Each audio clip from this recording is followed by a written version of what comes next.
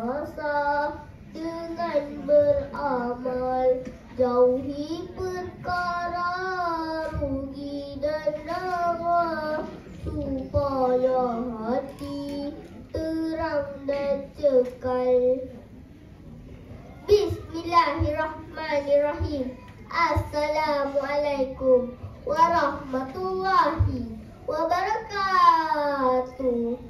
Sekalung apresiasi buat peneraju acara yang dihormati, kombinasi kehakiman yang bermisi, serta hadirin yang dikasihi.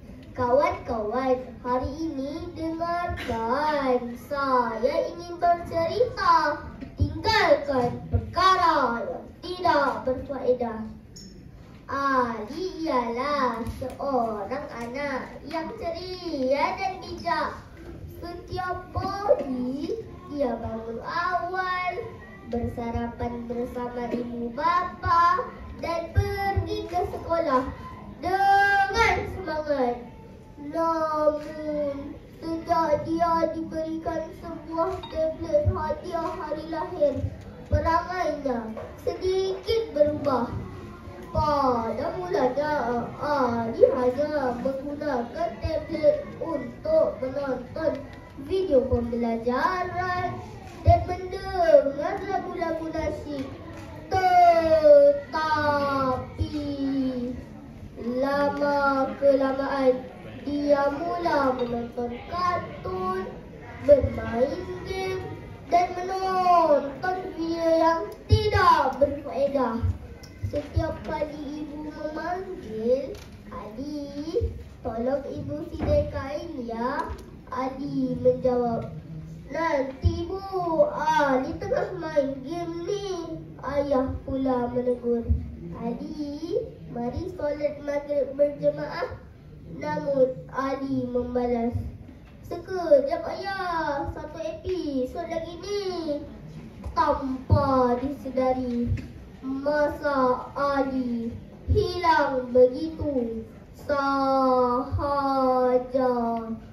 Dia tidak belajar, tidak membaca Al-Quran, dan tidak membantu ibu bapa seperti dahulu. Matanya mula merah dan letih dan sering mengantuk di dalam kelas.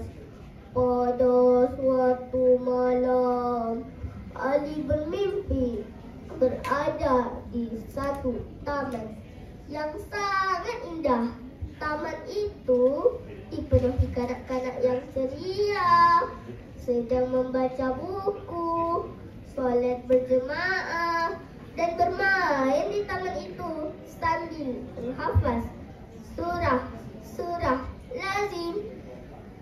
Ali mahu masuk ke taman itu.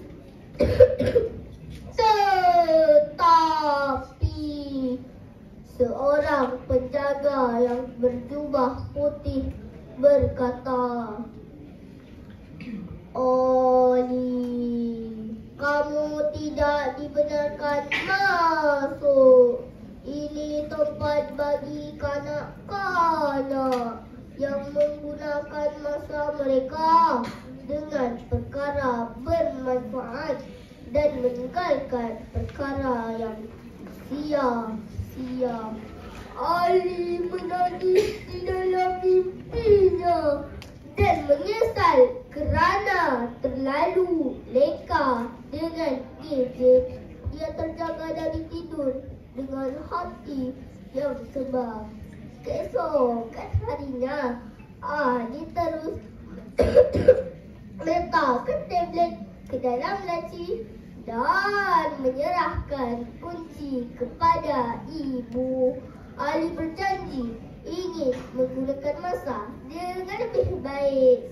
Ali nak tolong ibu, baca buku dan hafal doa-doa. Nabi ajar kita supaya tinggalkan perkara yang tidak berfaedah kan, bertepatan dengan firman Allah dalam surah Al-Baqarah ayat 184.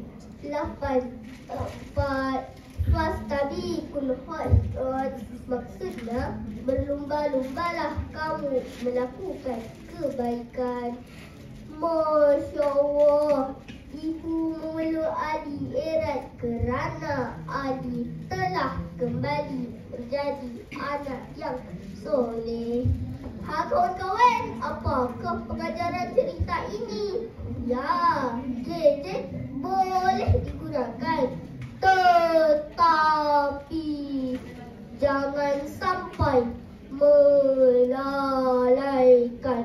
Ketahuilah, masa ialah amanah Allah. Gunakan ia untuk berbuat perkara bermanfaat.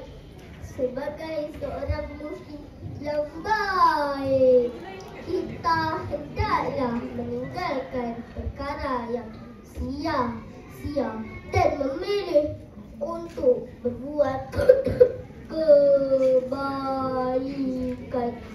Qala Rasulullah sallallahu alaihi wasallam, min husni islamil mar'i tarkuhu ma la ya'ni.